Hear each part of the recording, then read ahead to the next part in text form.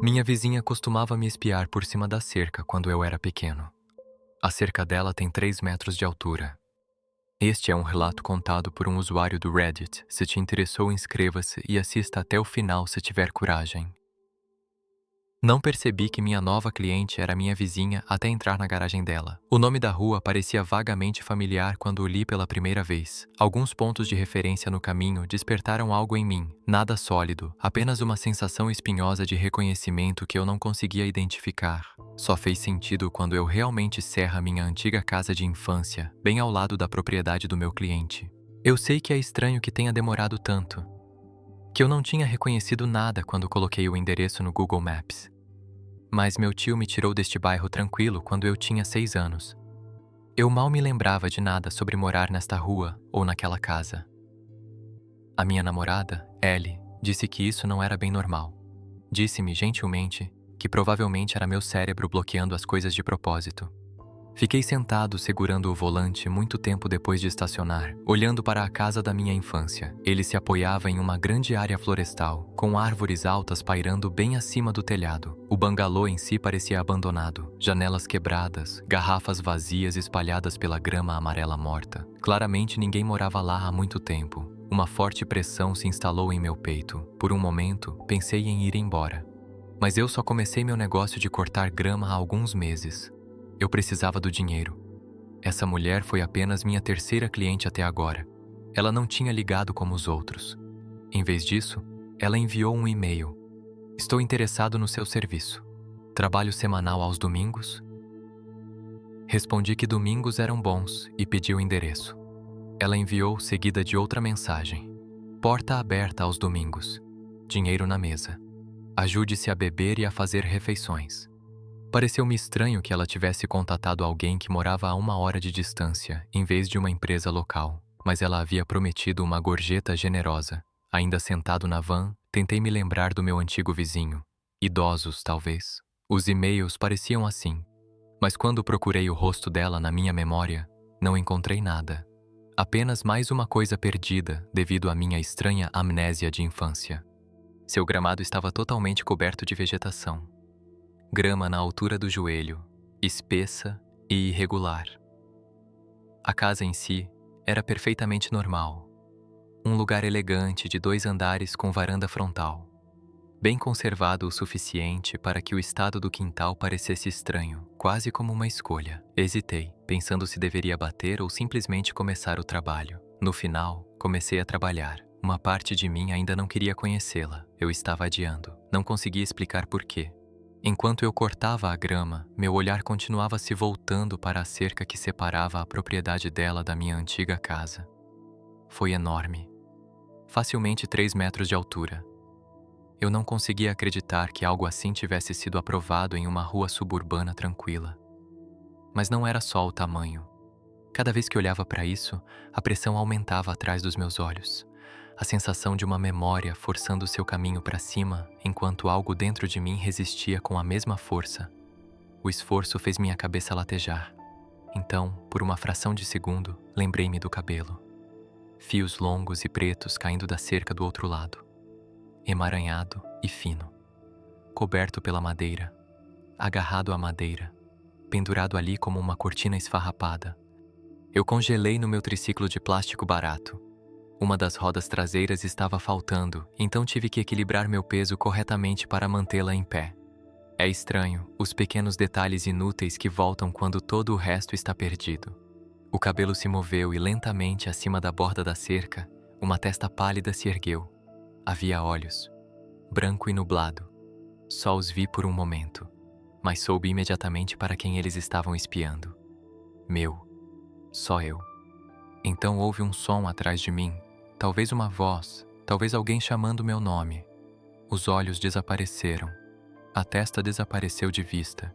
O cabelo deslizou para cima, fio por fio, deslizando de volta sobre a cerca até que não sobrou mais nada. O frio tomou conta do meu corpo. Apertei a alça do cortador e me concentrei nas linhas de grama à minha frente. Não olhei mais para a cerca. Certamente foi apenas minha imaginação. Algo que eu inventei por tédio.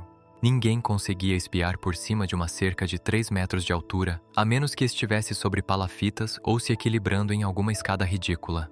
E mesmo assim, por que alguém subiria tão alto só para olhar uma criança brincando no quintal? Era estranho demais para ser levado a sério, absurdo demais.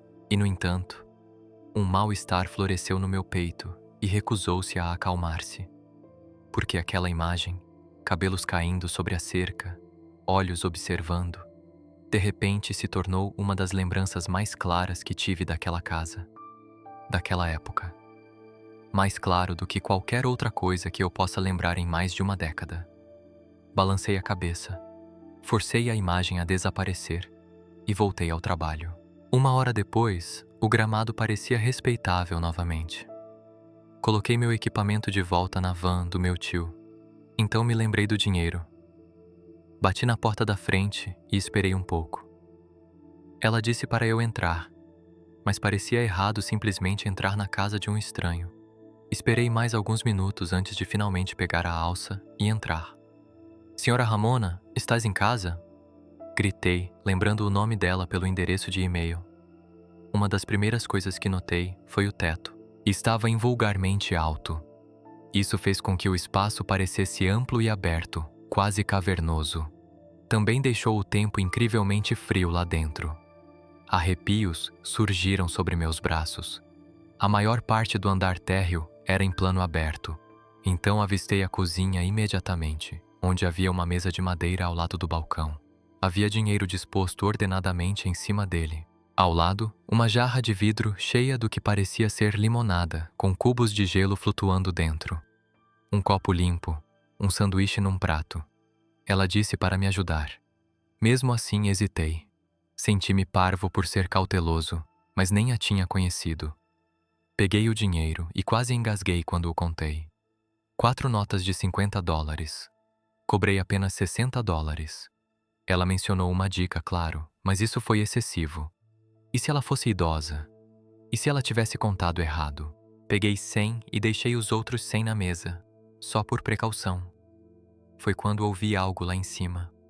Um chiado, molhado e irregular, como o ar sendo arrastado através de pulmões danificados. Depois disso, 2 rangidos agudos atravessaram a casa em rápida sucessão, com as tábuas do assoalho protestando sob o peso repentino. Meu corpo ficou rígido. Alguém definitivamente estava em casa. Olhei para a escada. Olá? Minha voz soou muito alta no espaço aberto. Senhora Ramona? Sem resposta. Aproximei-me das escadas apesar de mim mesmo, meu coração começando a bater forte. Os ruídos se repetiam na minha cabeça. O que os fez? Ela tinha caído? Ela estava ferida? Se ela fosse idosa, eu disse a mim mesmo, eu deveria verificar. Essa foi a coisa decente a fazer. Mas outra parte de mim gritava para ir embora. A sensação foi repentina e absoluta, como entrar em um lugar onde você nunca deveria ter entrado. Como isca. Depois de um momento, voltei para a mesa. Peguei o sanduíche para não parecer rude, com as mãos desajeitadas e tremendo, e então saí. Quando voltei para casa, fiquei sentado na van por muito tempo com o motor desligado. O sanduíche repousava no banco do passageiro. Por fim, abri o pão. Dentro havia manteiga e carne vermelha crua. Engoli e então notei outra coisa passando por ele. Belisquei-o entre os dedos e puxei. Um único fio de cabelo deslizou para fora, escuro, absurdamente longo. Contei à minha namorada o que aconteceu, mas deixei de fora a parte sobre minha estranha lembrança. Ellie riu. Você tem medo de uma vovozinha? Não sei se ela é vovó, eu disse. Nunca conheci essa mulher. Pelo que sei, ela poderia ser um homem. Você tem certeza? Você disse que ela era sua antiga vizinha. Ela disse com os olhos suaves, mas insistentes. Aquele olhar gentil que ela sempre recebia quando tentava investigar algo sobre minha infância. Tem certeza de que não se lembra de nada? Aquele cabelo longo e preto entrou na minha mente novamente. Naquele momento, lembrei-me de outra coisa. Lembrei-me de que um único fio ficou preso na cerca, flutuando na brisa até se soltar e flutuar até meu eu de 6 anos. Lembro-me de arrancá-lo do ar e depois brincar com ele com cuidado para que não quebrasse. Eu o enrolei em volta do meu braço, surpreso por conseguir enrolar quase todo o comprimento no meu pequeno antebraço, como linho em volta de uma múmia egípcia. Balancei a cabeça diante da pergunta de Ellie e contei a ela sobre o sanduíche não comestível. Ellie riu novamente, balançando a cabeça. A pobre mulher provavelmente tem demência. Uma semana depois, voltei. Eu não queria, mas Ellie me fez perceber que eu estava sendo ridícula e o dinheiro importava. Se quiséssemos sair da casa do meu tio, precisávamos dele. Meu estômago revirou durante todo o caminho. Antes mesmo de ligar o cortador, meus olhos voltaram para a cerca. Lembrei-me de dedos longos e curvados que se estendiam por cima. E mais uma vez, lembrei-me de ter visto metade de um rosto olhando para mim, apenas olhos e uma testa visíveis acima da madeira. Observando, relutantemente entrei para receber meu pagamento. Desta vez, ela deixou $300 na mesa. Ao lado, uma nota, a caligrafia fina e aracnídea.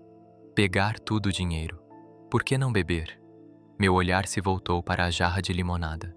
Enchi um copo com a intenção de despejar metade dele na pia para dar a impressão de que já tinha tomado um pouco.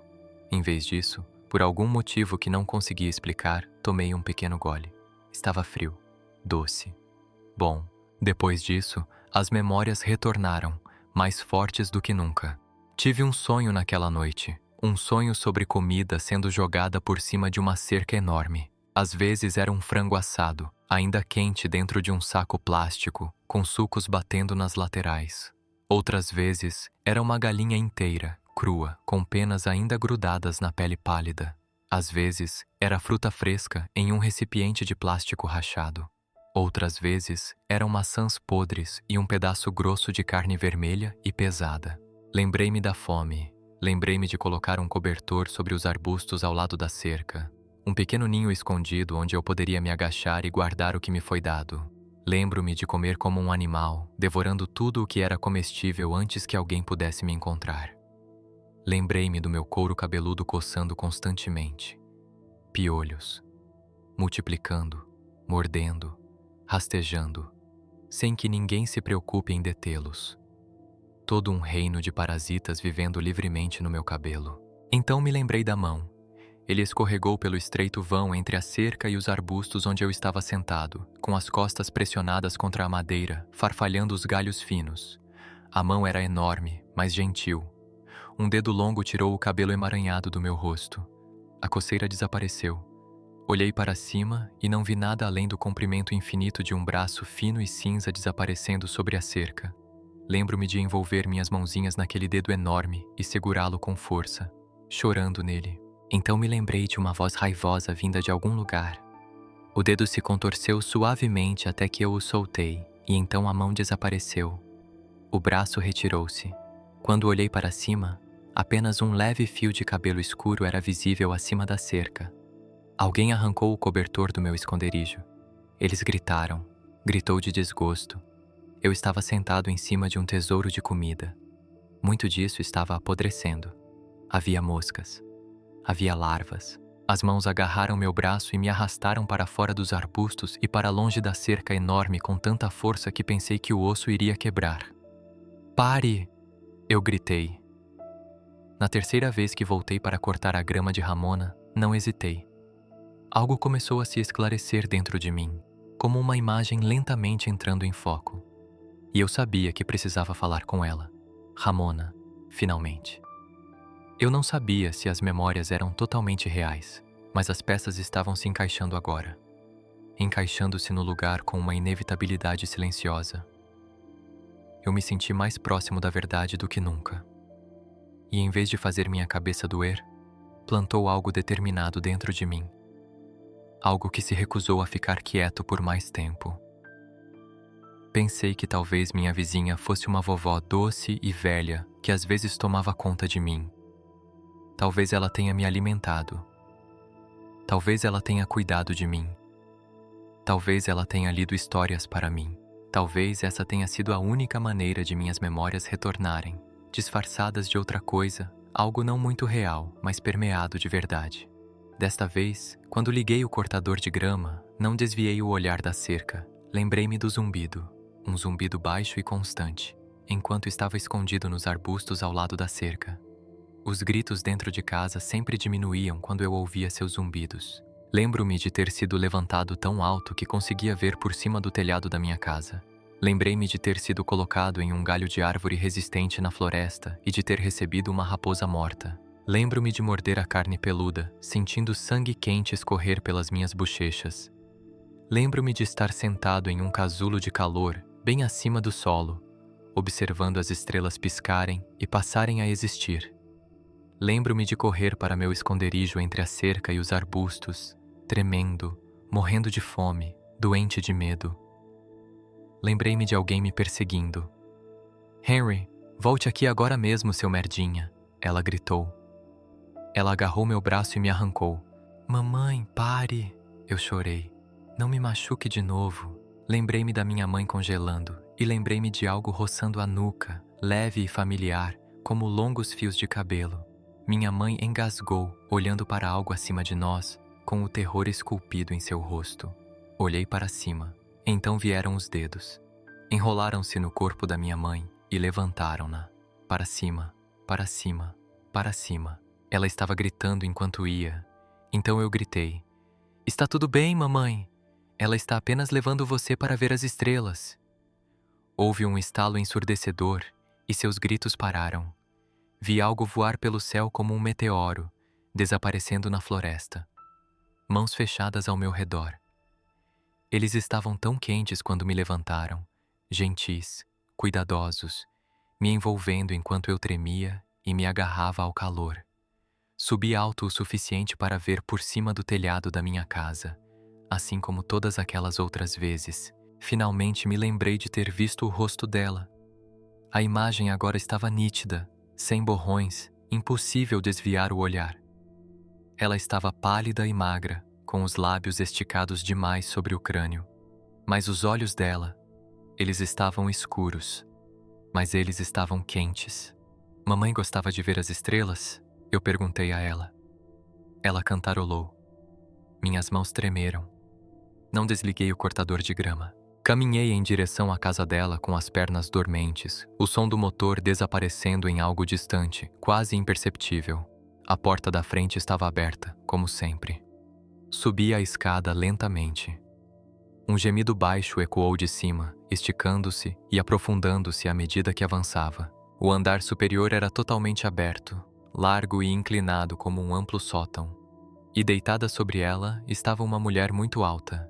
Sua pele era um tom próximo ao cinza. Seu rosto tinha as características desgastadas de alguém muito mais velho que eu. Seus membros eram longos e finos. Ela estava deitada de lado em um tapete macio que cobria quase cada centímetro do espaço.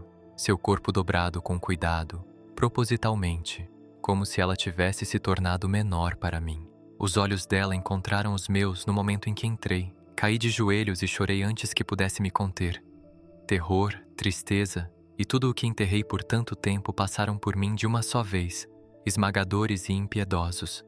Dedos estendidos, impossivelmente grandes, me envolvendo e me atraindo gentilmente em direção a ela. Fui puxado para o calor, profundo e constante, e meus tremores começaram a diminuir lentamente. "Você a matou." Eu chorei. "Você a matou, não é mesmo?" Ela cantarolou baixinho. "Por quê? Por que você fez isso?" Eu disse, as palavras se desfazendo quando me deixaram. Ela escovou meu cabelo para trás. Meus gritos se transformaram em pequenos gemidos quebrados. "Por que ela não se importava comigo?" Eu sussurrei. "Por que ela me deixou morrer de fome? Por que ela me machucou? Eu era apenas uma criança." Seu calor se manteve. Sua respiração permaneceu lenta e uniforme. Adormeci. Quando acordei, estava numa cama. À minha frente, sentada numa poltrona, estava uma velhinha. Seus olhos estavam distantes, como se parte dela tivesse vagado por algum lugar distante e ainda não tivesse encontrado o caminho de volta. Mesmo assim, eles permaneceram em mim, firmes e pacientes. Ainda estávamos lá em cima. O enorme tapete estava estendido pelo chão, inalterado. A cama estava enfiada em um pequeno canto do quarto, como se tivesse sido colocada ali para mim. "Quem é você?" eu perguntei. "O que era aquela coisa?" Ela não respondeu. Em vez disso, seu olhar se voltou para algo ao meu lado. Segui-o e vi uma nota dobrada apoiada no colchão. Peguei-o com as mãos apertadas. Amaldiçoei com tamanho e fome. Mas eu protejo o doce garotinho frio e fome. Eu te carrego para as estrelas onde ela não alcança. Perdi-me quando a levei, mas ela não te machucou mais. Me perdoe. Por favor. Quando voltei para casa, finalmente pedi ao meu tio que me dissesse a verdade. Eu sempre soube que algo horrível aconteceu com minha mãe, mas havia detalhes em torno do evento que, no fundo, acho que nunca quis aprender. Mas eu me sentia mais forte agora. Eu estava pronto. Ele me mostrou as fotos primeiro. Eles eram meus quando eu era pequeno. Meu cabelo era longo e desgrenhado. Eu usava roupas sujas e rasgadas nas costuras. Meu corpo estava coberto de hematomas, e cortes, e marcas de queimaduras. No final, não havia muito o que saber, exceto o fato de que minha mãe era um monstro.